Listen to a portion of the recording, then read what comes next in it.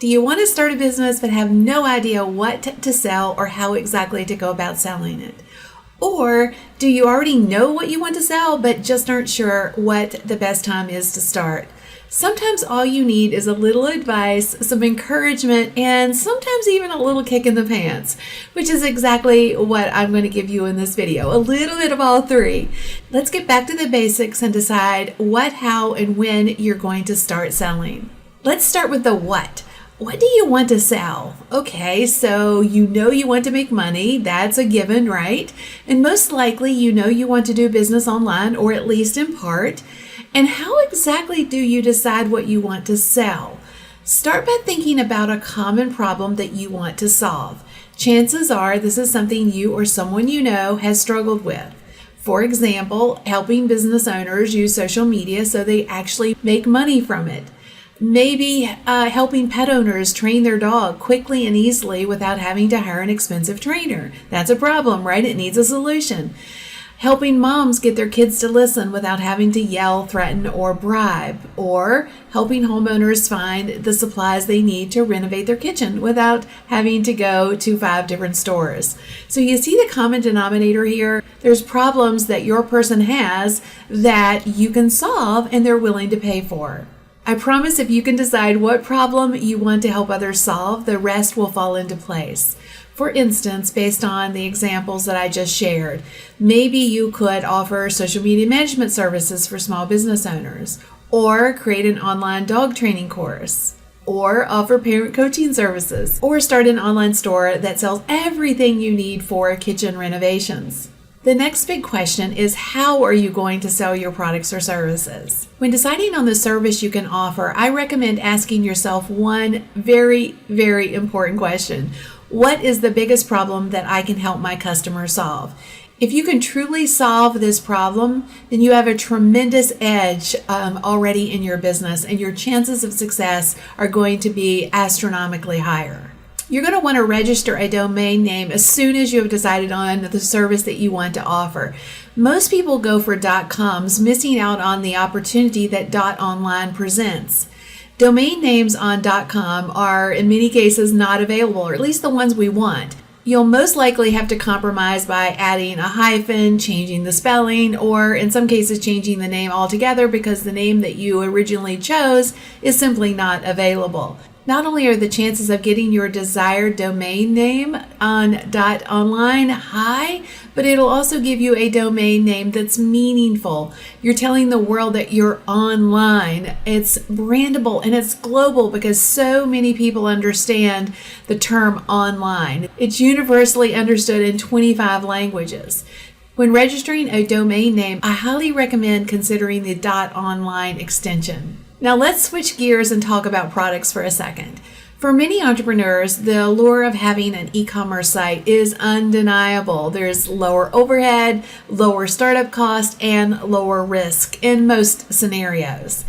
And according to this graph from Oberlo, the number of people shopping online is just going up, up, and up. And in COVID times, this number is just skyrocketing. Assuming that you want to have an online store, you'll need to set up your e-com site.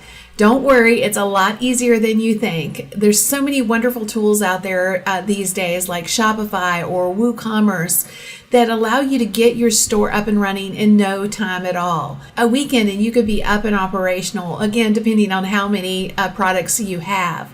But after signing up, you can choose from their huge selection of pre-built themes, so the design won't be a barrier to entry for you. You can add your products and services and start selling right away. Which brings me to another question you'll need to ask yourself. Do you want to carry your own products or drop ship other people's?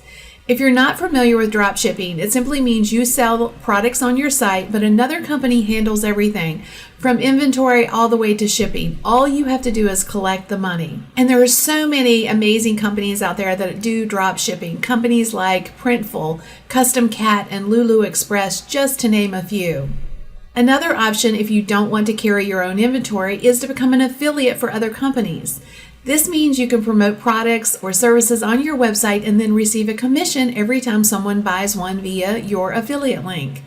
One of the most recognized affiliate programs is, of course, Amazon. But you can also find tons of affiliate programs and products via affiliate networks like ShareASale, CJ Affiliate, or ClickBank. And if you want to create your own product, one of the best ways to do this is with a minimum viable product. This is a super quick and easy way to test the market while also bringing in cash fast. Find out exactly how to do this in the video, how to start making money with a minimum viable product. The last thing you have to worry about is the when. Knowing when to start a business is obviously a very personal decision, but there are a few signs it's a good time to start. You have the time and energy to go all in.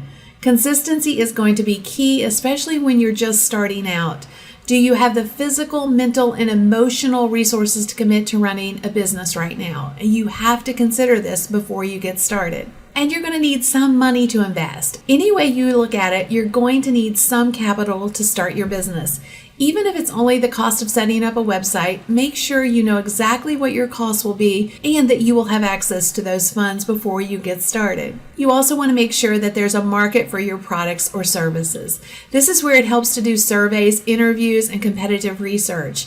You can also consider pre-selling your products or services just to confirm that people will actually buy them. While this isn't strictly necessary, it's going to make your job a whole lot easier if you have access to your target market through your website, through social media, or an email list. Basically, this means you already have your person or a group of people that you know wants what you sell. So obviously, when you have this in place, it's going to make it a lot easier for you to sell into that community. I mentioned this one last, but it's so important. If you're not truly passionate about starting your business or about what you're going to be selling, it's going to be really hard to stick with it.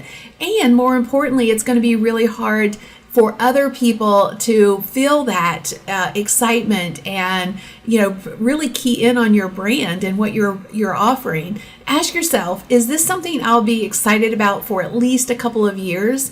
If it's not, it's probably best to go back to the drawing board. There is a lot that goes into deciding what, how, and when you're going to start selling. But I hope that this video has gotten your creative juices flowing and has given you some ideas to get you moving forward.